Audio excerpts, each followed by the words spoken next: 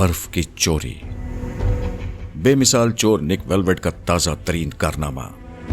मशहूर अमरीकी अदीब Edward D hoc की अनोखी तहरीर। पता नहीं कैसे ग्लोरिया को यह ख्याल हो गया कि निक वेलवेट दरअसल अमरीकी हुकूमत का खुफिया एजेंट है और अपनी इस हैसियत को छुपाने के लिए कुछ गैर वाज़ेह सरगर्मियों में मसरूफ रहता है। ये यकीन होते ही ग्लोरिया ने उससे पूछगछ का सिलसिला बिल्कुल खत्म कर दिया।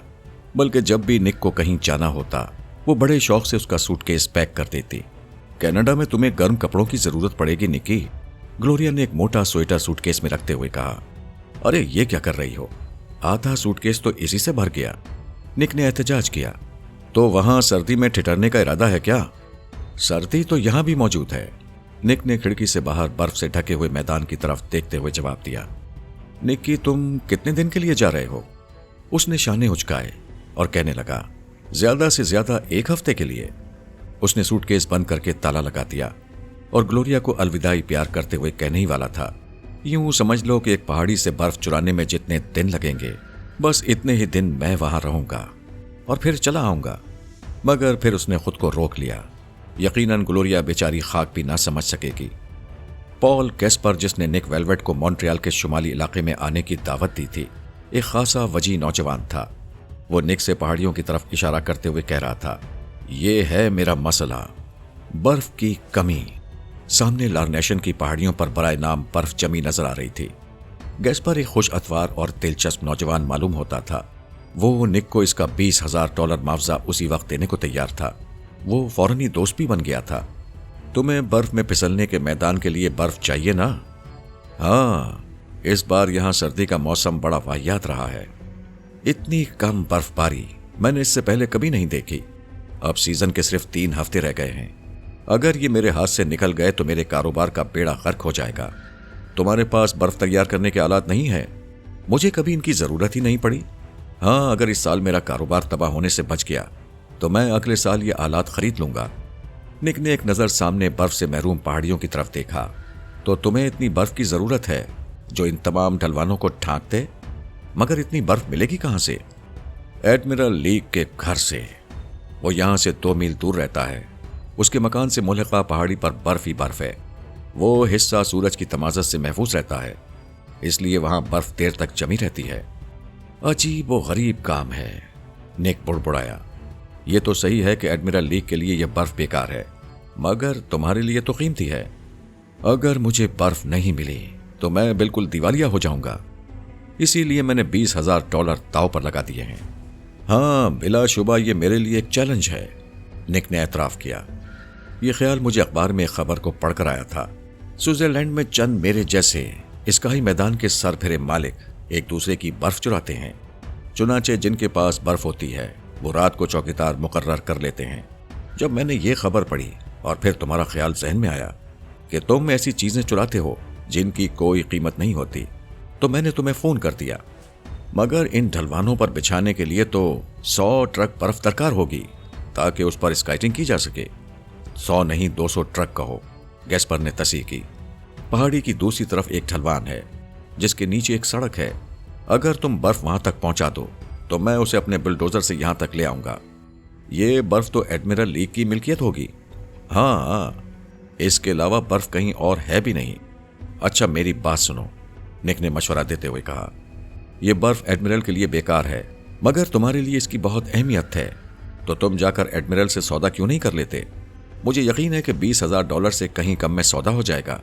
गैस्पर ने मायूसी से सर हिला दिया। तुम एडमिरल से वाकिफ नहीं हो।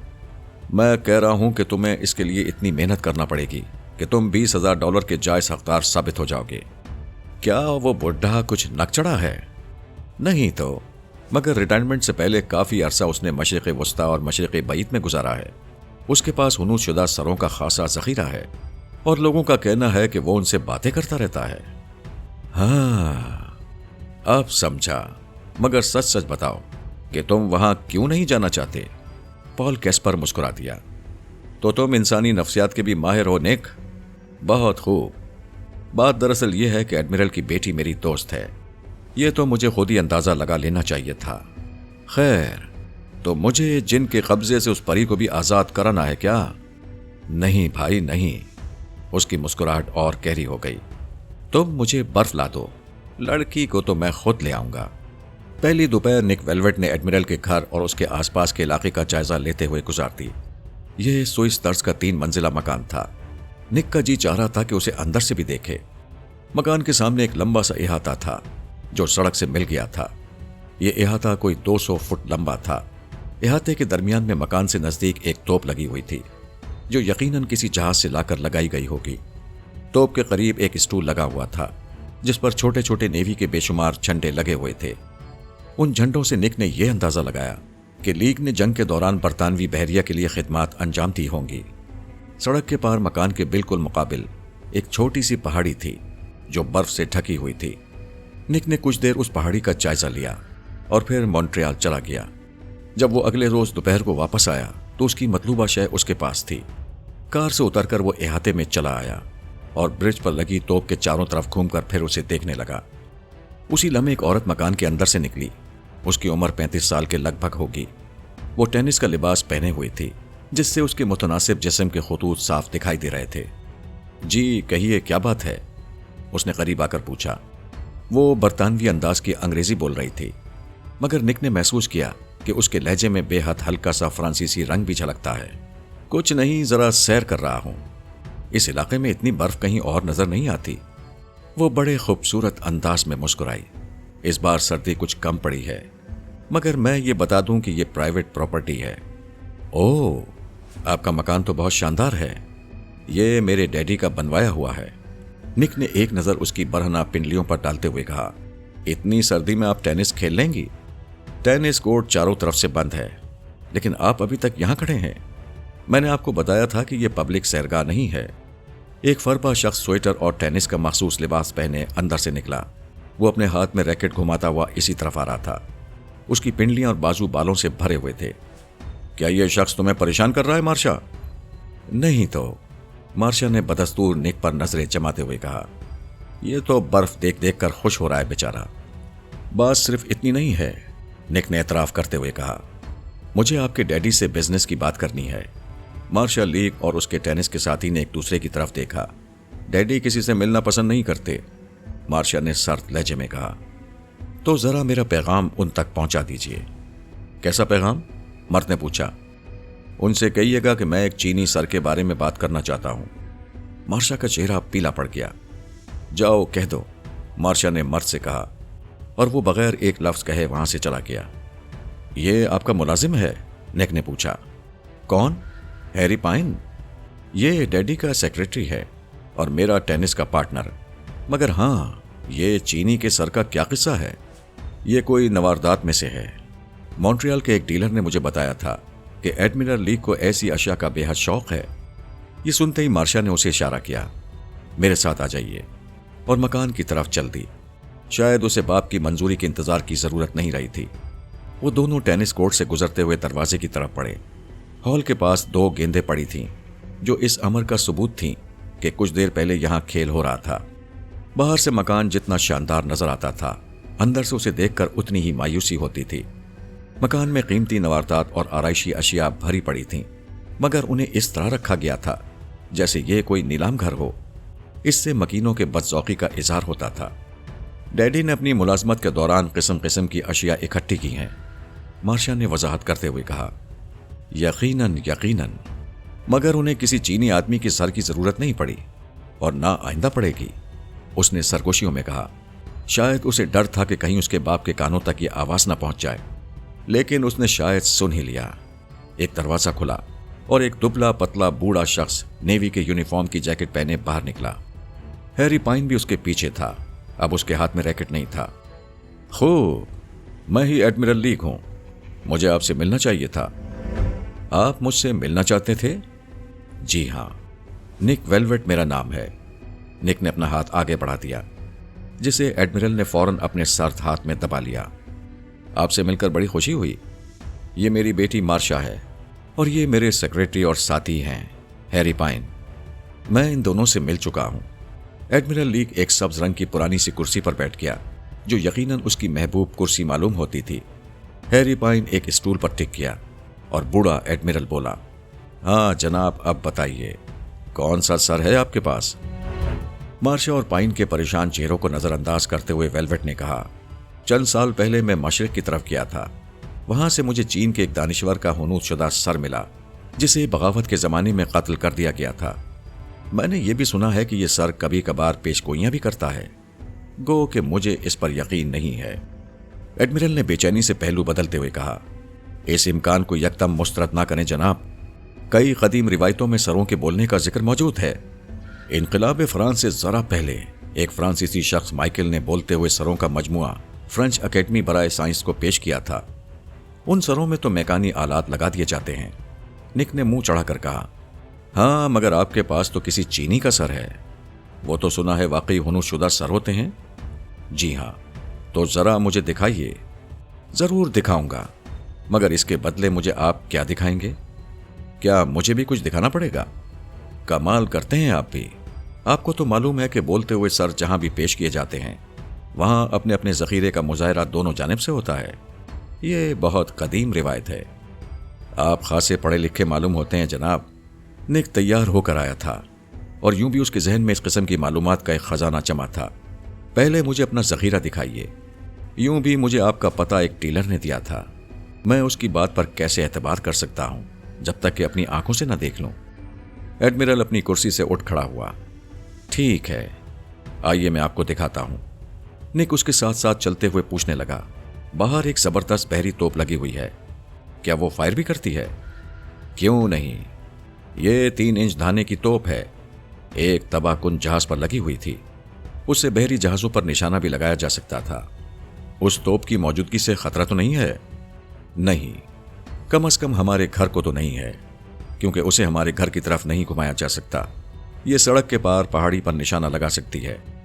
2 साल पहले एक रात मैंने इसे चलाया था तो कस्बे की पुलिस मुझ पर चढ़ दौड़ी, लेकिन जाहिर है ये पहाड़ी भी मेरी मिल्कियत है, लिहाजा उन्होंने बस कस्बे का सुकून दरहम बरहम करने के जुर्म में कुछ जुर्माना आयद कर दिया था। उसी लम्हे एक लड़की भागती हुई जीने से नीचे उतरी। वो जीन्स और शर्ट पहने हुई थी। वो तेजी से बाहर जा रही थी। मार्शा ने उसे आवाज दी, मैरिलन, देखती नहीं मेहमान आए हुए हैं और भागी चली जा रही हो? मैरिलन ने रुककर परेशानी से बालों को हटाया। निक के अंदाजे के मुताबिक उसकी उम्र 18 साल रही होगी।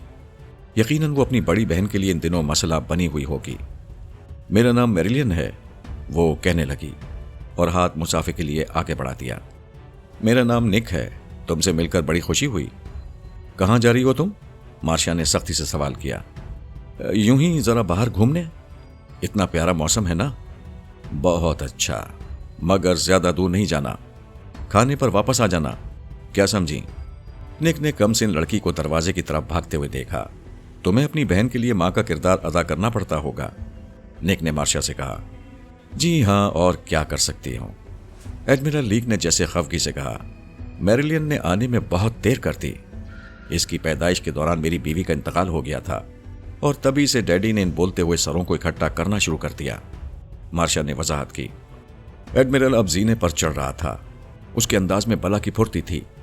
तीसरी मंजिल पर एक मुकफ्फिल कमरे के सामने पहुंचकर वो यूं रुक गया जैसे कोई साइंसदान कायनात के राज को सबके सामने फाश करने वाला हो। होशियार, उसने दरवाजा खोलते हुए ऐलान किया। मेरे बोलते हुए सर जाहिर होते हैं। उस छोटे से कमरे में 3 अतराफ में अलमारियां बनी हुई थीं, जिनमें बहुत सारे हुनूदशुदा सर रखे हुए थे। ये सर मुख्तलिफ साइज और मुख्तलिफ बनावट के थे। कुछ तो अमेजोन के जंगलों के वहशी कबीले के मखसूस सुखाए हुए सर थे, जो सुखाने के अमल के दौरान बेहद छोटे कर दिए जाते हैं, और कुछ आम साइज के थे।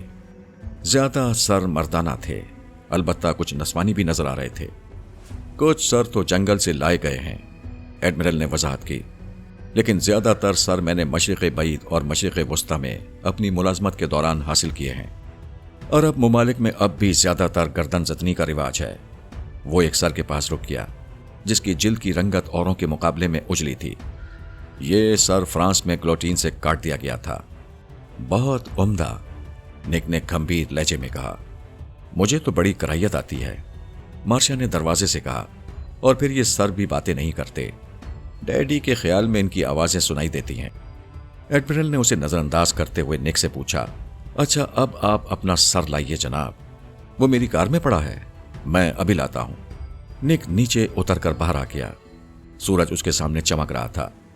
मैरिलियन का दूर दूर तक पता न था। जब वो वापस आया तो हैरी पाइन दरवाजे पर खड़ा था। मिस्टर लीक को हमने बड़ी मुश्किल से कंट्रोल किया था और अब तुम ये सर लेकर आ पहुंचे, क्या मतलब? निक मुस्कुरा दिया। मुझे ये सब क्या मालूम, मैं तो आज पहली बार यहां आया हूं। एडमिरल लीक नीचे नशिशगाह में आ चुका था। मार्शा चाय बनाने लगी और एडमिरल निक को डब्बा खोलते हुए देखता रहा। निक ने डब्बा खोलकर चीनी सर निकाला जिसमें चीनियों की मखसूस चुटिया भी लटक रही थी। एडमिरल उसे देखता रहा, फिर उसने चश्मा लगाकर सर को गौर से देखा, लेकिन जब उसने हाथ बढ़ाकर सर को छूना चाहा तो निक ने फौरन उसे पीछे हटा लिया। नहीं, प्लीज नहीं, इसे हाथ ना लगाइए, ये बहुत नाजुक है। क्या ये वाकई किसी दानिश्वर का है? एडमिरल लीक के मारे इस्तराब की आवाज ही नहीं निकल रही थी। क्या ये बातें भी करता है? निक कुछ हिचकिचाया। हाँ, इसने मुझसे बातें की हैं, मगर जरा मोतदिल मौसम में। गालिबन ये दानिश्वर जुनूबी चीन का बाशिंदा था, जहां बर्फबारी कभी हुई भी ना होगी। बर्फबारी? बूढ़े एडमिरल की समझ में कुछ नहीं आ रहा था। जी हां, खिड़की से बाहर बर्फ पोश पहाड़ी नजर आ रही है ना। मुझे यकीन है कि जब तक ये बर्फ पिघल नहीं जाएगी उस वक्त तक ये सर बात नहीं करेगा। बर्फ के पिघलने में तो 1 महीना लग जाएगा। दरअसल उस पहाड़ी पर सूरज की तमाजत पहुंच ही नहीं पाती। निक ने मायूस होकर शाने हिलाए। तो फिर मैं 1 माह बाद आपके पास आऊंगा। लेकिन एडमिरल लीक तो इनकार सुनना जानता ही नहीं था। मुझे इससे गरज नहीं कि यह बोलता है या नहीं, मैं तो इसे लेकर रहूंगा। आप इसे फरोख्त करेंगे? इसके लिए शर्त यह है कि यह सर मुझे खुद इस अमर की इजाजत दे। लेकिन यह सर तो मौसम बाहर तक खामोश रहेगा। जी हां, निक ने अपने लहजे में उदासी पैदा करने की कामयाब कोशिश की। अच्छा, तो फिर मैं कोई तरकीब सोचता हूं, एडमिरल ने कहा। आप यहीं ठहरें, रात का खाना हमारे साथ खाएं, जब तक कोई ना कोई हल निकल जाएगा। निक ने मार्शा और हैरी पाइन की तरफ देखा। उनके चेहरों पर परेशानी के आसार थे, या ये खौफ का तासुर था। निक ने ठहरने का फैसला कर लिया। इस घर में जो कुछ हो रहा था वो बाहर पड़ी हुई बर्फ से ज्यादा पुरस्कार था। निक ने अंदर आते वक्त बाहर टेलीफोन रखा देखा था। उसने पॉल गैस्पर को फोन करने का फैसला कर लिया। मुमकिन है कोई एक्सटेंशन से उनकी गुफ्तगू सुन ले, लेकिन उसका ख्याल था कि इस वक्त वो सब अपने कामों में मसरूफ थे। पॉल, मैं निक वेलवेट बोल रहा हूं। हाँ, तुम कहाँ हो? उसी मकान में। सब कुछ ठीक ठाक है? डिलीवरी कब होगी? बहुत जल्द। मैं लड़की से मिला था। अब मुझे तुम्हारी दिलचस्पी की वजह समझ में आ गई। मैं बंद कर रहा हूं। निक ने दरवाजा खुलने की आवाज सुनकर जल्दी से फोन रख दिया और मुड़कर देखा तो हैरी पाइन उसकी तरफ आ रहा था। मैं तुम्हें तलाश कर रहा था वेलवेट। हाँ, मैं तो यही हूं, निक ने मुस्कुरा कर कहा। पाइन ने जेब से हाथ बाहर निकाल लिया। अब उसके हाथ में एक रिवॉल्वर चमक रहा था जिसकी नाल निक के पेट के जानिब थी। मगर हम तुम्हें यहां नहीं देखना चाहते। तुम फौरन अपना सर उठाओ और यहां से दफान हो जाओ, समझ गए? नहीं, मेरी समझ में कुछ नहीं आया। पाइन ने गहरी सांस लेकर रिवॉल्वर जरा सा ऊपर उठाया। तुम मुझे कोई अय्यार आदमी मालूम होते हो। तुम एडमिरल को लूटने की नीयत से आए होगे, मगर हम खामोश नहीं बैठेंगे। यकीन करो मैं। लेकिन हैरी पाइन अब ज्यादा इंतजार नहीं कर सकता था। उसने रिवॉल्वर का दस्ता घुमाकर निक के सर पर दे मारा। अगले ही लम्हे वो दोनों नीचे पड़े थे। निक उस ताकतवर शख्स की गिरफ्त के आगे खुद को लाचार महसूस कर रहा था, लेकिन अब वो फंस चुका था। पाइन उसके ऊपर सवार था और रिवॉल्वर उठाकर उसके सर पर मारने ही वाला था कि बैरूनी दरवाजे से एक आवाज उभरी। क्या हो रहा है? मैं भी आ जाऊं?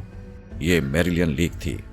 वो अब भी जीन्स और शर्ट पहने थी, मगर ऐसा लगता था जैसे वो हैरी पाइन से निपटना जानती है। पाइन का चेहरा सुर्ख हो गया। उसने रिवॉल्वर नीचे कर लिया और बोला, बेबी, यहां तुम्हारा कोई काम नहीं है। मैं बच्ची नहीं हूं, उतरो इसके ऊपर से। उसने धमकी को अमली जामा पहनाने की गरज से करीब रखा रैकेट उठा लिया और पाइन की तरफ लपकी। वो जल्दी से हट गया और रिवॉल्वर जेब में डाल लिया। निक धीरे धीरे उठा और कपड़े छाड़ने लगा। पाइन दोबारा अंदर चला गया। उसके अंदर जाते ही निक कहने लगा, जिंदगी में पहली बार एक 18 साल लड़की का शुक्रिया अदा करना पड़ रहा है। मैं 17 साल की हूं। मैरिलिन ने तस्दीक की, मगर मैं अपनी हिफाजत करना जानती हूं। आपको भी यहां होशियार रहना चाहिए। उसने रैकेट दूर उछाल दिया। इसके अलावा पॉल ने भी मुझे हिदायत की थी कि मैं तुम्हारी निगहबानी करूं। पॉल? निक का मुंह खुला का खुला रह गया। पॉल गैस्पर ने? हाँ, मैं उसके मैदान में स्काइटिंग करने जाती हूं, मगर आजकल तो बर्फ ही नहीं है। मगर जब पॉल ने जिक्र किया था तो मैं समझा था कि आप मार्शा को समझते होंगे। कितनी अजीब बात है, मार्शा को तो इस स्केटिंग से चिढ़ है और पॉल गेस पर उन्हें पसंद नहीं आ सकता था। तो ये हैरी पाइन क्या शय है? वो रिवॉल्वर क्यों लिए फिरता है? वो और मार्शा किस चक्कर में है? ये तो मैं नहीं जानती, मगर उनकी नीयत अच्छी नहीं है, क्योंकि उन्होंने डैडी को बिल्कुल कैद करके रखा हुआ है। कम अज कम मुझे तो याद नहीं कि उन्होंने डैडी को कभी बाहर निकलने का मौका दिया हो। पहले तो मैं बोर्डिंग में थी, मगर अब वापस आई हूं तो हालात और खराब नजर आते हैं। यहां तो मामला ही उल्टा है, जादूगर कभी कैद नहीं किए जा सकते। डैडी बेचारे एक बूढ़े और बेजरार आदमी हैं। उनके पास बहरी मोहम्मद की कहानियों और अजीब व गरीब सरों के अलावा कुछ नहीं है। तुम्हें मालूम है गैस्पर ने मुझे यहां क्यों भेजा था? हाँ, शायद बर्फ का कुछ किस्सा है। बिल्कुल ठीक, मैं तुम्हारे डैडी की कोई कीमती चीज चुराने नहीं आया हूं। तो फिर मेरी बहन और हैरी आपसे खौफजदा क्यों हैं? ये तो खुद मुझे भी नहीं मालूम। वो दोनों अंदर आ गए। हॉल में एडमिरल लीक से उनकी मुठभेड़ हो गई। हम खामखा वक्त जाया कर रहे हैं जनाब, कुछ आप ही बता दीजिए कि मैं ये सर किस तरह हासिल कर सकता हूं। निक ने खिड़की से बाहर बर्फ की तरफ देखते हुए कहा, बस इस बर्फ को यहां से हटा दीजिए, बात खत्म हो जाएगी। मगर कैसे जनाब? ये बर्फ एकदम तो गायब नहीं हो जाएगी। हो भी सकती है, निक ने कहा। मैं आपको तरकीब बताऊंगा। बूढ़े आदमी ने सर हिला दिया। उसकी उंगलियां जैकेट पर लगे हुए सुनहरे तमगे से खेल रही थीं। निक को उस लम्हे उस पर बड़ा रहम आया। तोप के जरिए, निक ने कहा, आपके इहाते में जो 3 इंच धाने की तोप नस्ब है, उससे पहाड़ी पर एक गोला फेंकिए, जैसे आपने 2 साल पहले फेंका था। सारी बर्फ उड़ जाएगी, जो ढलान पर रह जाएगी वो फौरन पिघल जाएगी। एडमिरल ने उलझी हुई नजरों से उसे देखा और निक ने मासूम सी सूरत बनाकर कहा, बस यही एक तरीका है। एडमिरल ने बेयकीनी से अलमारी की तरफ देखा जहां गोले रखे हुए थे और कहने लगा, पता नहीं, लेकिन मकामी पुलिस फिर आ धमकेगी और मुझ पर जुर्माना आयद कर देगी। तो क्या हुआ, आपको चीनी सर तो मिल जाएगा ना? निक ने उसे यकीन दिलाया। मैरिलिन ने भी तायद में सर हिलाया। बेटे जाओ, ऊपर से भागकर अलमारी की चाबी ले आओ, वो ऊपर मेरी मेज की दराज में रखी हुई है। चंद मिनट बाद जब वो अलमारी खोल रहा था तो मार्शा लीक आ गई। मैं उस बर्फ को हटा रहा हूं ताकि ये सर मुझे मिल जाए। मार्शा ने निक की तरफ देखा। तुम क्यों बाज नहीं आते अपनी हरकतों से? आप घबराए नहीं, अगर पुलिस आई तो मैं उससे निमट लूंगा। बूढ़े एडमिरल ने कागज में लिपटा हुआ गोला निक की तरफ बढ़ाया। 2-3 ही गोले रह गए हैं, बस एक ही काफी है। ये नहीं हो सकता, मार्शा चीखी। मगर निक गोला लेकर बाहर जा चुका था। उसका ख्याल था कि एडमिरल अपनी तोप की बाकायदा सफाई वगैरह करवाता रहता होगा। यह ख्याल सही निकला। उसने गोला तोप के अंदर डालकर दहाने में से सामने पहाड़ी का जायजा लिया। पीछे से मैरिलन के चिल्लाकर खबरदार करने की आवाज आई। निक ने बर वक्त सर हटाकर पाइन का वार बचा लिया। उसने एक हाथ पाइन के रिवॉल्वर वाले हाथ पर मारा और दूसरे हाथ से तोप चला दी। एक जोरदार का धमाका हुआ, जिसकी गूंज काफी देर तक पहाड़ी के चारों तरफ सुनाई देती रही।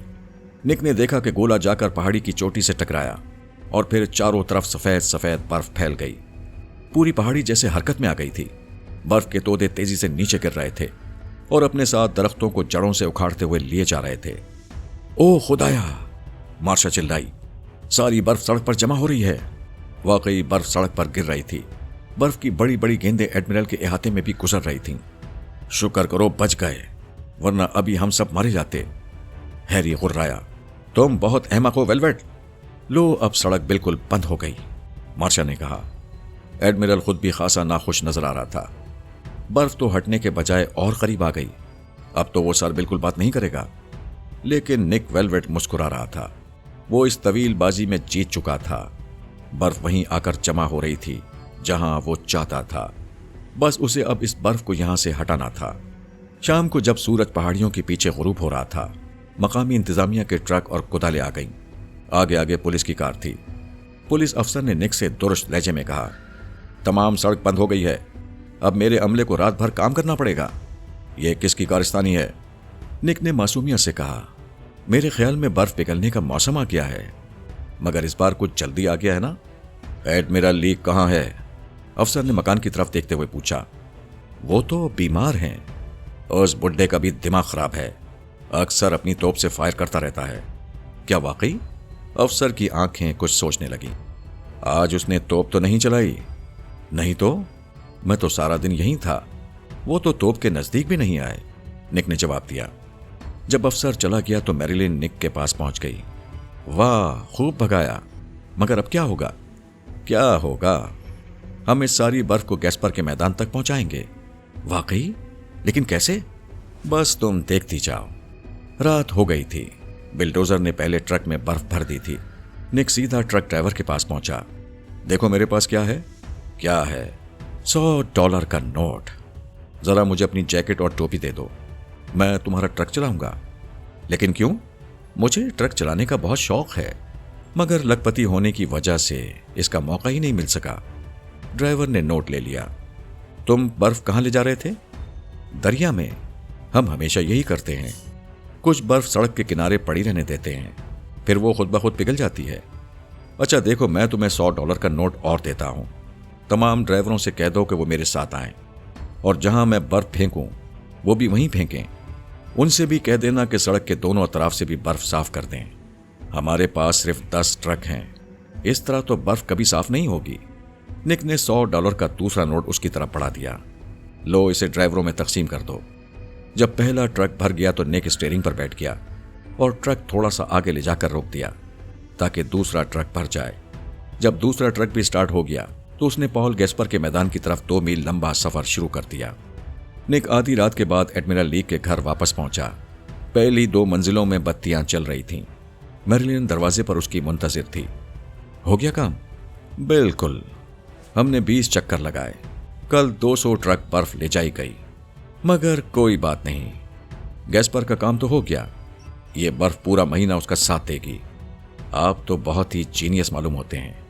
मैरिलियन ने हल्के से उसे प्यार किया। मैं तो सिर्फ एक चोर हूं, मगर हां, मुझे इस तरह के इनामात बड़े अच्छे लगते हैं। अच्छा ये बताओ, तुम्हारी बहन कहां है? सामने कमरे में। हैरी भी वहीं है। डैडी सोने जा चुके हैं। निक अंदर दाखिल हुआ और सीधा डब्बे की तरफ बढ़ा। मैं सिर्फ ये डब्बा लेने आया हूं, उसने ऐलान किया, और हैरी पाइन का हाथ जेब की तरफ बढ़ते देखकर फौरन इजाफा किया। प्लीज अपना रिवॉल्वर अंदर ही रहने दें, कम से कम इस वक्त तो इसे बाहर ना निकालें। मैं 4 घंटे तक ट्रक चलाकर थक गया हूं। मार्शा ने एक सिगरेट निकालकर सुलगाया और अपनी टांगे सोफे से नीचे उतार कर बोली, क्या ये सर मोम का बना हुआ है? तो और क्या, इतने कम वक्त में असल सर कहां से मिल सकता था? मैंने ये सर मॉन्ट्रियल के एक अजायब घर से किराए पर लिया था। तुम आखिर किस किस्म के बदमाश हो? किसी किस्म का नहीं, मैं जिस काम के लिए आया था वो पूरा हो चुका है। हम पुलिस को भी बुला सकते हैं। जरूर बुलाइए, मैं भी उन्हें बताऊंगा कि आप लोगों ने अपने बाप को घर में कैद कर रखा है और उन पर एक मुसल्ला पहरेदार मुसल्लत कर दिया है ताकि वो भागने ना पाएं। वो उठ खड़ी हुई। उसकी नजरें निक पर जमी हुई थीं। तो तुम इसीलिए वापस आए हो ताकि ये राज जान सको? जी, आप यही समझ लें कि मेरा जज्बा तजस्सुस मुझे खींच लाया है। मार्शा ने अपनी बहन की तरफ देखा जो दरवाजे में खड़ी थी। मैरिलियन, जाओ, जाकर सो जाओ। मैं अब बच्ची नहीं हूं, मुझसे कुछ छुपाने की कोशिश ना कीजिए। इसका फैसला करने वाली मैं हूं, तुम नहीं। जब मैं पॉल गैस्पर के साथ घूमने फिरने की आज़ादी रखती हूं तो मुझे सब कुछ सुनने की आज़ादी भी हासिल है। मार्शा का चेहरा सद पड़ गया। निक ने फौरन कहा, यह ठीक कह रही है मार्शा। नहीं, तुम कब तक इसे बच्ची समझती रहोगी? मार्शा ने लाचार होकर हैरी पाइन की तरफ देखा। वो कहने लगा, तुम्हारी मर्जी, चाहो तो बता दो। मार्शा ने एक लम्हे के लिए आंखें बंद कर लीं और फिर आंखें खोलकर बोली, मैरिलियन, मम्मी का इंतकाल उस वक्त नहीं हुआ था जब तुम पैदा हुई थीं। वो तुम्हारे 2 साल की उम्र को पहुंचने तक जिंदा थीं। उन्हें डैडी ने कत्ल किया था। कत्ल किया था? अब समझी तुम? और मिस्टर वेलवेट, अब आप बताइए, क्या मैं बैक वक्त दोनों से महरूम हो जाती? एक हस्ती तो कत्ल हो चुकी थी, दूसरी जेल या पागल खाने में भेज दी जाती। चुनाचे मैंने डैडी को यहां ले आने का फैसला कर लिया ताकि इस राज को पोशीदा रख सकूं। और वो बोलने वाला सर? निक ने पूछा। गो कि वो इस सवाल का जवाब पहले ही जानता था, मगर फिर भी मार्शा के मुंह से सुनना चाहता था। और मार्शा लीक ने जवाब दे भी दिया। उस तमाम जखीरे में सिर्फ एक सर ऐसा है जो डैडी से बातें करता है, बाकी सब उस सर को छुपाने के लिए हैं। जैसे एक पत्ती को छुपाने के लिए जंगल में डाल दिया जाए या एक सेब को छुपाने के लिए समंदर में फेंक दिया जाए। और ये सर मेरी माँ का है, उस औरत का जिसे टेडी ने कत्ल किया था।